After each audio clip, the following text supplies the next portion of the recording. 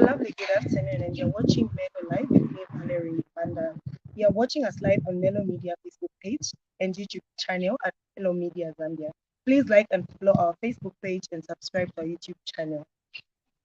So today we're talking about spiritual intelligence with Dr. Mukuka, who is the CEO of the Society for Spiritual Intelligence, Leadership and Democracy. Society for Spiritual Intelligence, Leadership and Democracy provides training and formation in communication, spiritual intelligence, servant leadership, and promotes democratic practice. So I'm just going to welcome Dr. Mukuka. Thank you, Dr. Tassicius Mukuka, for coming us into your home, which also serves as the office for the Society for Spiritual Intelligence, Leadership and Democracy. Thank you once more. So, in a few words, who is Dr. Tassicius? Being a 65-year-old, it's almost very difficult to know where to start. I grew up on the Copper Belt. I was born in 1956, 18th of December. So for most of your viewers, I would have been born in Northern Rhodesia. And then a few years later, in 1964, I started school.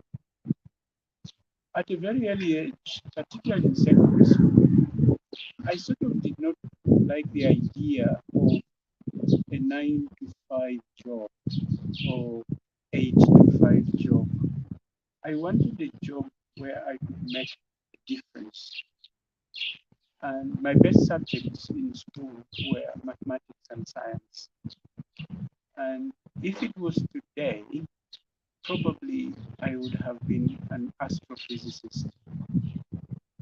But fate or providence turned out that I went to a Catholic secondary school in Ndola, and I ended up training for the Catholic priesthood, and I became a priest. Yes, and I was a priest for 14 years. And then after 14 years, something unscripted happened. I had a son outside wedlock. And I began thinking, my church doesn't allow me to play a role in my son's life. So a few years after my son was born, before he became a teenager, I decided to leave the priesthood and to concentrate on being a part of his life. So, who is Tassicius Mukuka? I'm very passionate about the equality of the sexes, and that for me, men and women were created equal. So I don't understand societies which give the impression that men are more important than women. So I see myself essentially as an educator, but I'm also an innovator. I like to look at things from a totally different perspective. You know how most people, when they see something happening, they often ask the question, why is this happening? I like to think of myself as a person who looks at things that are not happening and asking myself, why are they not happening? For example, I can't understand why out of the 7 presidents we've had since 1964, we've not had a female president. I don't understand. So that's Tassicius in a very roundabout way. Wow. Okay, so we heard that you're a firm believer of gender equality, right? Yeah. Okay, so how and when did the idea of spiritual intelligence come about? Interesting. Up until a year ago, and I'm a researcher and I'm an academic, I had never really heard about the idea of spiritual intelligence because for you and me, there's only one intelligence, namely IQ, intelligence quotient. Other types of intelligence sounds like things people make up. last year, around about August, I was finishing my contract with the university I was working for, and for whatever reason, my contract was renewed. I knew it wasn't for lack of performance on my part.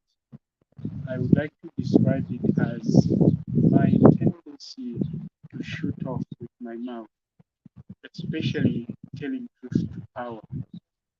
I think that didn't go down very well, especially that in most institutions I've worked, I was kind of a senior statesman, and my former university didn't take that to kindly. So when the contract was not renewed, I began thinking, should I really be working for someone, for the government, for anyone? Where is it that I can make the biggest impact or legacy? The thought occurred to me that it is in the area of research. And my immediate inclination was to do something that has to do with the equality of the genders. And that's how I began getting into spiritual intelligence purely by accident. So then I began reading, and I found this was what I have been waiting for. Yeah. Okay, so in simple terms, just for the sake of the viewer who might be wondering what spiritual intelligence is, maybe you could just explain that a little bit. And can it be measured? Spiritual intelligence, is there a way of measuring it? That is a very controversial issue, especially measuring part. The first part, I think, is easier to understand. We've not had spiritual intelligence in our vocabulary for a long time. It goes back to 1997 to a lady, an academic and a researcher by the name of Dana Zohar, an American, 1997. Before that, people began to question whether there was just one intelligence or there were many intelligences. But fortuitously, people like Dana Zohar discovered that actually by 1983, we had come to the conclusion in the academic field that there is more than one intelligence. Some people think, oh, there's just intelligence quotient. And a scholar, American scholar by the name of uh, Howard Gardner, wrote a book in 1983 entitled Multiple Intelligences. He discovered that people are intelligent at various types. And the more you can combine more than one intelligence, the more intelligent you are. But Howard Gardner was asked much later whether we could classify a thing called spiritual intelligence. He refused. He said the metrics and the measurements are not clear or objective. And he said, I would rather speak of existential intelligence, meaning an intelligence that helps you to understand about the bigger issues, such as why are we here? Where are we going? What's the purpose of the universe and us being here? These questions, according to recent scholars, deserve to be called spiritual intelligence. Can it be measured? At the moment, there are three main measurements, but you would have to say measurement in inverted commas. They are more like an inventory that you yourself go through. And if you are very honest, you can actually measure where your intelligence lies. And it gives you three options: low utilization of spiritual intelligence, average utilization of intelligence, and high utilization of intelligence. It is based on simple questions of the things that you think about, which are considered measurable. So they give you a scale, let's say, of 0 to 5. For example, one question might be, I often think about the afterlife. What happens after I die? That would be one measurement. So you yourself, if you are honest, you can plot yourself from 0 to 5 and ask yourself, how do I measure up between 0 and 5? Um, I personally thought I was a 4 out of 5. Yeah, partly because the nature of my work, teaching religious studies, these are questions that come up. But even as a person, I always think about this. So one test or one measurement has only 24 questions. And out of the 24 questions, you yourself can decide where you lie. And then out of that, there are suggestions on how you can improve in certain areas of your spiritual intelligence. So in terms of utilization, how someone is able to utilize their spiritual intelligence, would be able to tell who's more intelligent than the other in that area. You can. And the very fact that you ask this question tells me that your spiritual intelligence is actually a little higher than the ordinary person, believe it or not. Because I've been doing this now for a year and a half. You get a sense of the questions people ask, of their interests, and many other things. So it is possible to tell whether somebody has a high spiritual intelligence based on the number of issues they are occupied with. And let me make a clarification. This has nothing to do with faith in the Christian sense or any other sense. Even a person who does not believe in God can have spiritual intelligence, that they can connect to issues which are beyond the ordinary everyday issues or bread and butter issues, that they can think much more openly. And there are a lot of people who appear to be connected to the technical word is transcendent issues that go beyond the ordinary everyday issues. And strangely enough, this has nothing to do with your level of schooling. Yeah, my mother went up to grade 3 or grade 5 in the olden days, but I would describe her as a spiritually intelligent person because of her concerns for other people, concerns for humanity, concern for the future of the planet. When I arrived about a month ago or two, the first thing is my wife asked us to go for a walk. There's a river or a stream that borders the Natural Resources Development College. It's got to be one of the most polluted streams.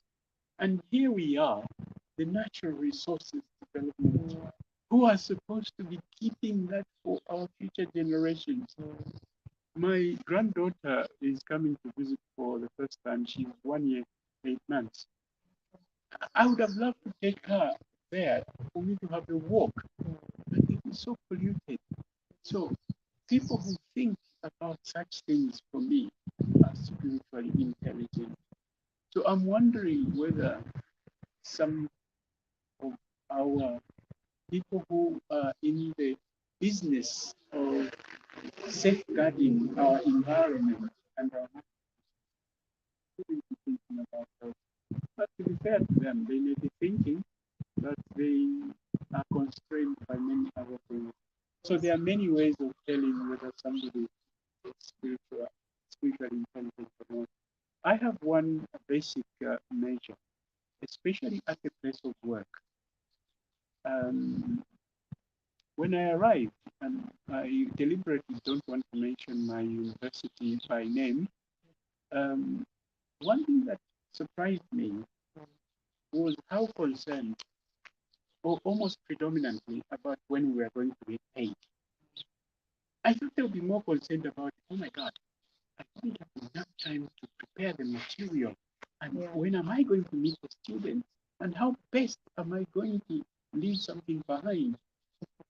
People would kind of, the first thing they would ask you, you arrive early in the morning. In my business, I'm thinking, because I have to run through a lecture each time before I begin. My friend is asking me, Doc, Zangena, as the money entered into the system. And I seemed to surprise them when I said, Zangena, where? How? Why? Because I knew if the money didn't come in today, it will come in definitely. Yeah. So at the moment, it's the business delivering the goods. So therefore, the sense of your job being part of who you are and part of what you can give to society rather than what you can get out of it, as John F. Kennedy would have said, that do not ask what America can do for you, but what you can do for America. And that, for me, distinguishes the academic who has spiritual intelligence and the one who doesn't. Okay, so I've seen the words leadership and democracy coming out a lot in this particular session. So I just wanted to ask, is there a link? What's the link between spiritual intelligence and leadership and democracy? Well, I'm glad you asked. Again, for me, the questions you are asked are not just professional. A spiritual intelligent person looks for connections. Yeah, you connect dots. The whole of life, the universe, you and I are connected to one single source. So, spiritual intelligence, leadership, and democracy. For me, first thing is when they began speaking about spiritual intelligence, they were not even speaking in a faith context. They were speaking in the context of business leaders. That the best business leader is the spiritually intelligent leader. Because what happens is that you can reduce most of our intelligences in three domains. You have the rational intelligence, you think things through, but you also have the emotional intelligence. And then third, the spiritual intelligence. The spiritual intelligence is the driver, the organizer of the other two domains. So if you are an auditor, if you are a media person such as you, spiritual intelligence makes you better at what you do. Yeah. And therefore, when it comes to leadership, spiritual intelligence produces the best leaders. Yeah. And you can tell among some of the presidents, whom I shall not mention, that the spiritual intelligence was extremely lacking because they tend to think, those who lack spiritual intelligence, more about how can we win the next votes. Yeah, that is a material thing. It's not a spiritual thing. I know of one president, again, who will remain unnamed. He invited a friend of mine, a consultant, to discuss how to bring Zambia forward. My friend had been advising the Rwandan government, and you know where Rwanda is, miles ahead of even Zambia. So as they were talking, this president lost interest and seems to have indicated to say, those things you are talking about won't work in Zambia because you are talking about the context of Rwanda coming out of a war. We never came out of a war. So therefore, there is no motivation for that kind of thing. And then he turned around to the vice president who was in the room and said, how did we do in the by-elections? Those are the real issues. What Francois Paya calls the politics of the belly. He was more worried about the politics of the belly. How did we do? So the vice president says, no, we did very well. We lost. And then says, why did we lose? Says, no, the opposition went in before us and gave out a lot of material, drinks, and money, and many other things. The president says, why didn't you tell me so that we could have offered more? Now, for me, that guy, the spiritual intelligence is just slightly above zero. I'm exaggerating a little bit. Yeah. Dr. Mukuka, we're coming to the end of the program. Thank you so much for coming. But in your closing remarks, is there anything that you would like to say to the viewers? The main thing I would like to say to the viewers is that human beings are made of many parts, but these parts are supposed to function together. There is the physical aspect, there is the mental aspect, but there is also the spiritual aspect. So if these don't work together, a human being is not fully functioning. And that is why the point I forgot to mention in your previous question, how democracy fits in. It then makes people to make the right choices based on not how much I'm going to receive, but on the best candidate that we are providing. And in my view, we should, at some point in the future, when I'm gone and left this planet, we should be asking our candidates for office how spiritually intelligent they are.